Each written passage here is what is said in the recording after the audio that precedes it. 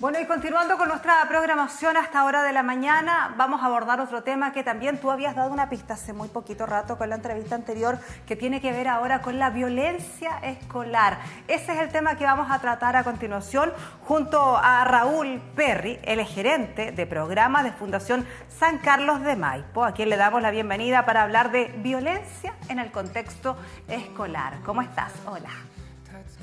Hola, buenos días. Es un tema complejo a conversar, así que Sí. vamos a prepararnos para ello, pero de todas maneras es un gusto estar con ustedes hoy día en la mañana. Sí, porque sabemos lamentablemente la agenda noticiosa escolar está puesta en esta lamentable situación que se vivió en la comuna de Trehuaco, en la región de Ñuble, donde un joven de 14 años agredió a su profesora, la cual se encuentra bastante grave acá en Concepción, pero que de alguna manera tiene puesta dos temáticas sobre la mesa. La ley TEA, porque es un joven con diagnóstico de TEA que estuvimos abordando con una fundación, precisamente TEA de la región de Ñuble, y por otro lado, la convivencia escolar.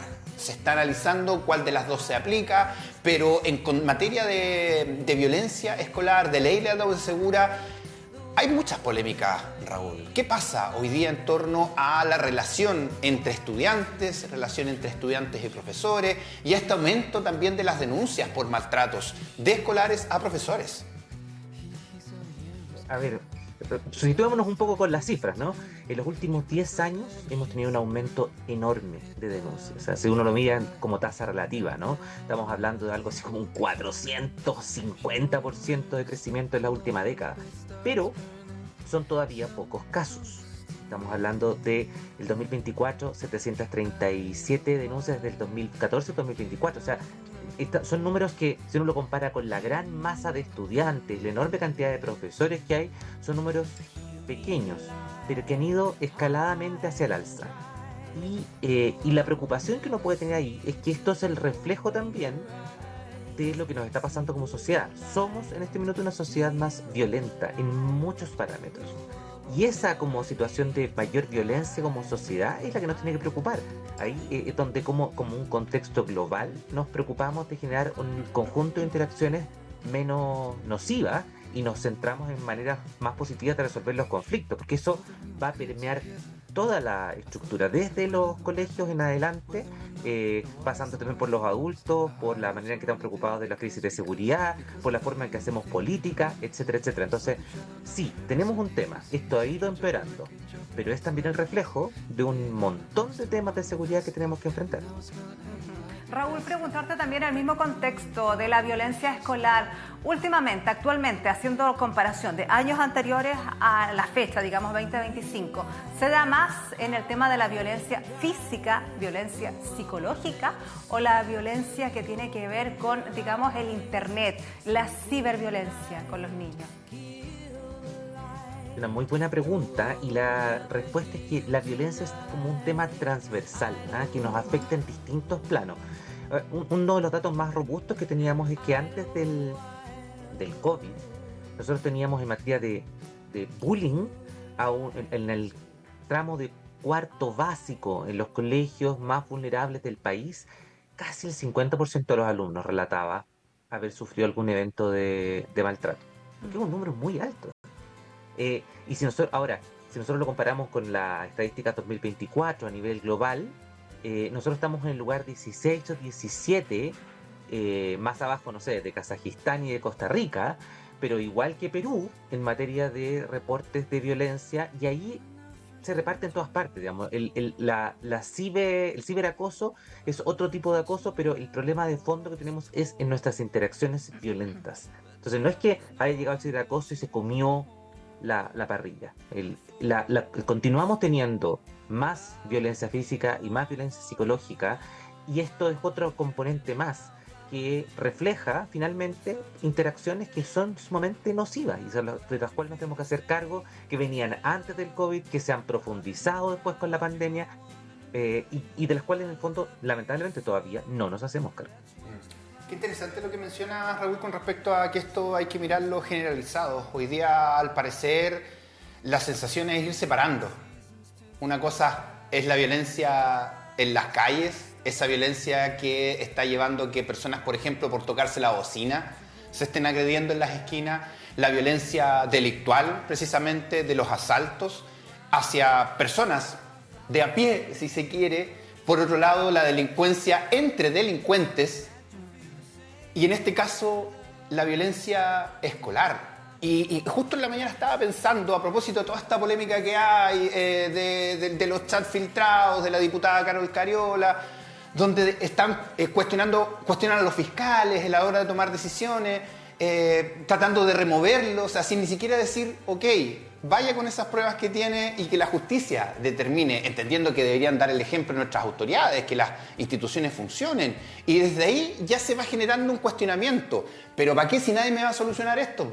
¿Para qué si los fiscales no hacen nada? ¿Para qué si la justicia los deja libres? ¿Qué pasa hoy día en materia escolar? Sobre todo con ese concepto que se buscaba con la ley de Alga Segura de echar a los niños y tirarle ese problema a otro colegio. O sea, qué durísima reflexión acabas de hacer y qué terrible, porque en el fondo aquí hay como planos, ¿verdad?, en donde entendemos que tenemos que resolver las cosas. Una cosa es como amenazando. Entonces, bajemos la edad de imputación penal, establezcamos mayores sanciones. Entonces, se supone que ante una gran sanción, nuestro comportamiento va a cambiar, ¿ya? La realidad que tenemos dentro de los colegios, sobre todo cuando estamos interactuando con niños, es que los niños no son adultos chiquititos, que se metieron al secador y se encogieron. Su cerebro es completamente distinto al cerebro que compartimos nosotros tres. Nosotros tenemos ya un desarrollo de nuestra corteza prefrontal completo y no es la realidad de los niños. Y esa parte del cerebro es vital a la hora de la regulación de las emociones, de la toma de decisiones con perspectiva de futuro. Para tener una idea, recién a los 18 años se termina de formar la estructura cerebral que te permite saber cuál es la consecuencia a largo plazo de tus actos. Recién a los 25 años se termina de formar la corteza prefrontal. Entonces, este tema de que los niños no son adultos chicos y que van a reaccionar entonces de formas diferentes a lo que lo van a hacer los adultos, no nos puede llevar a tratar de resolver los problemas en el aula como si estuviéramos resolviendo los problemas con los adultos. Entonces no es el aumento de pena, no es sacarlo para tirarle el problema a otro o encerrarlos en presiones lo que va a cambiar el tema. Y lo segundo también es dejar de pensar que los niños son algo distinto cuando cruzan la puerta del colegio de lo que ocurre antes de que entren al colegio, como si fueran seres completamente disociados, algo parecido a lo que uno se acostumbró cuando es adulto y le dicen deja tus problemas personales en la casa, claro. Llega a trabajar sin esa carga y esa mochila, después te la pones y cuando llegas a la casa ojalá te saques la mochila del trabajo y te pongas la de la casa, claro. Y se te olviden en el fondo los problemas que estás viviendo en el trabajo. Y no somos así. Y los niños menos. Entonces necesitamos entender que aquí hay un trabajo integral de formación. Hay cosas que se pueden hacer y que sobre todas las cosas deben hacerse desde una perspectiva preventiva, desde una perspectiva de cómo evitar que lleguemos a estas situaciones, porque en el otro plano, en el plano de expulsar, de sancionar, ya llegamos tarde, le estamos pasando los problemas permanentemente, entre comillas, a otros que no están tampoco preparados para resolverlo. Tenemos que llegar antes, tenemos que evitar que estas situaciones ocurran. Y hay mucho que se puede hacer para evitar que estas cosas ocurran. Y ustedes, por ejemplo, como Fundación San Carlos de Maipo, ¿qué es lo que hacen? ¿Cómo ven todo este tema desde un comienzo para no llegar a lo final que estábamos abordando recién? Excelente, te agradezco mucho el pie. Como Fundación San Carlos de Maipo nosotros entendemos que prevenir es mucho mejor que remediar. Nuestro eslogan es dejemos de llegar tarde. Entonces, promovemos el uso de los currículums más efectivos que tengamos a la mano a nivel global para evitar que estas cosas ocurran. Y ahí hay, diría, dos grandes planos que me gustaría comentarles. Uno, cómo dotamos dentro de la sala de clases a nuestros niños, niñas y después a nuestros adolescentes y adolescentes de las habilidades socioemocionales para resolver buenos conflictos. Y eso se forma desde chiquititos. El ministerio lo tiene súper claro, lo ha dicho. La convivencia es un aprendizaje significativo de toda la vida. Y nosotros en ese sentido estamos muy de acuerdo con ello y creemos que formando desde la primera infancia en la convivencia, porque convivir, respetar, solucionar problemas en forma pacífica se aprende como se aprende a sumar en un currículum, por etapas, paso a paso. Eso hay que incorporarlo dentro de los planes de estudio. Y hoy en día es como algo medio tangencial, medio marginal, de repente como que se olvida, pensando más bien en cómo resolvemos nuestras pruebas estandarizadas, cómo nos comparamos en la prueba PISA con otros lados, cómo subimos los puntajes del CIMSE, cuando esta parte es esencial para todo ese aprendizaje. Entonces, y ahí nosotros tenemos un programa que se llama Yo Puedo, es un programa adaptado a Chile con los creadores del programa de Estados Unidos, que justamente lo que busca es formar en primera infancia, pre-kinder, kinder, primero básico, estas habilidades socioemocionales que te permiten resolver conflictos en forma pacífica. Esa es una patita de esta mesa, porque la segunda tiene que ver con qué es lo que pasa antes, ¿no? Antes de que los niños entren a la sala, qué es lo que está ocurriendo dentro de sus hogares, ¿ya? Ahí, vital todo lo que hacemos los que somos padres, madres y cuidadores, en generar también un entorno no violento de resolución de conflictos, de definición de límites, de establecimiento de normas.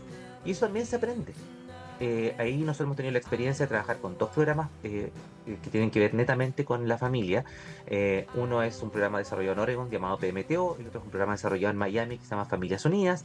Y estos dos programas, que en más o menos 3 meses, generan dentro de los cuidadores un conjunto de herramientas que son vitales para el trabajo no violento y la resolución no violenta de conflictos parentales.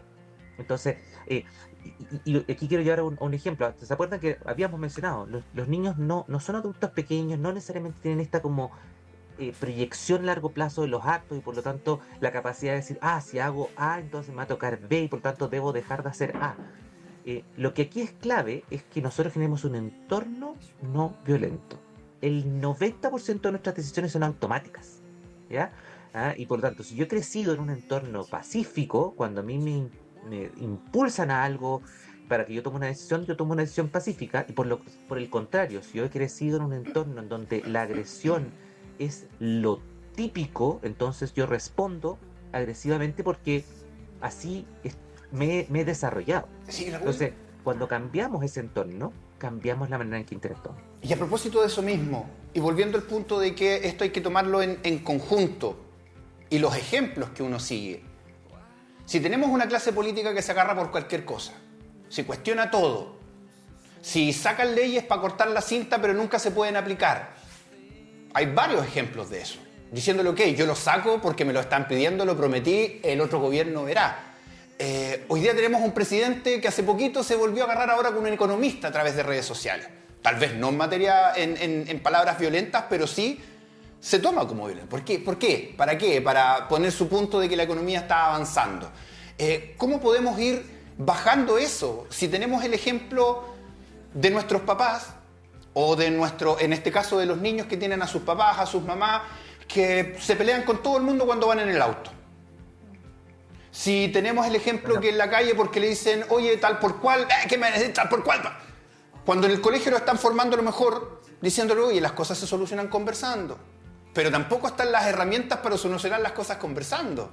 Llegan los políticos a agredirse verbalmente, incluso en otras partes del mundo físicamente, porque no son capaces de debatir. Tenemos ese concepto de tener que imponer ideas. Entonces, si es que tú no aceptas mi idea, pues vamos, ¿no? Y se empieza a ofuscar, se empieza a levantar el... ¿Cómo podemos ir generando una sociedad así? A lo mejor esto es materia de un sociólogo o de análisis, pero voy al tema escolar. Si en el colegio los están formando de una manera, en temas de medio ambiente, por ejemplo, que tienen una noción completamente distinta, pero siguen viendo a los papás que botan la basura en cualquier parte. Van a la playa juntos y dejan la basura ahí mismo. ¿Cómo podemos ir generando ese cambio si por una parte estamos formando, pero por otro lado estamos deformando con mal ejemplo? Bueno, este es una vez escuché a un especialista en educación socioemocional y definió en el fondo el trabajo de la prevención como solo para corredores de distancias largas.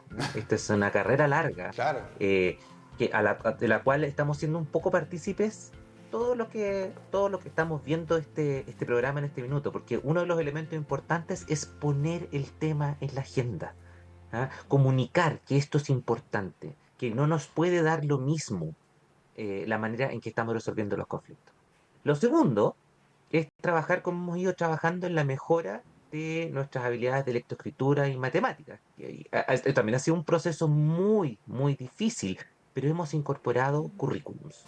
Los colegios y los sistemas más exitosos han incorporado una estructura. No sé si ustedes han escuchado hablar, por ejemplo, del método Singapur para el tema de matemáticas, muy utilizado en muchos colegios. Es un método, es un currículum, define cómo ir logrando las cosas. Es muy importante que incorporemos currículums. Nosotros como fundación proponemos uno, hay otros currículums que existen, incorporemos pautas de trabajo que podamos ir siguiendo. Propongamos que esto es algo que no queremos aceptar. Y yo creo que tenemos una última ventaja que es increíblemente importante, y es que en general y en la gran mayoría de los casos, los padres, madres y cuidadores tienen un profundo amor por sus hijos. Muchas veces ese amor está tapado por ruidos, por formas incorrectas o inapropiadas, o simplemente son las que tengo de interactuar, ¿ya? Pero podemos tomar ese cariño profundo que tienen y construir sobre él otras formas de interactuar. Y lo importante aquí es que la política en Chile vaya entendiendo que es importante incorporar esta dimensión. Algo ha hecho, no debemos decirlo, algo ha hecho, ha ido pasos lentos que se han ido dando, como la incorporación al sistema Lazos de la Subsecretaría de Prevención del Delito, de varios programas relacionados con parentalidad.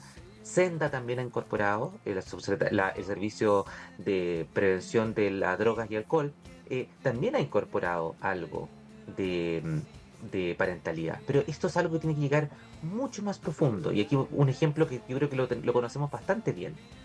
Cuando partió la vacunación del COVID, mucha gente decía, oye, estamos viendo gente vacunada, pero todavía no vemos que bajen los casos. Y los especialistas decían, es que llevamos muy poca gente vacunada. Con esta poca gente no logramos el efecto. Ya, bueno, si ustedes recuerdan, se requirieron como 4 o 5 meses de vacunación para que recién la curva empezara a bajar. Porque ahí llegamos a una proporción de la población muy significativa.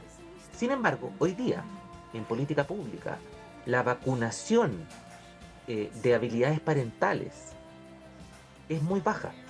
No debe llegar ni al 0,01% de la población.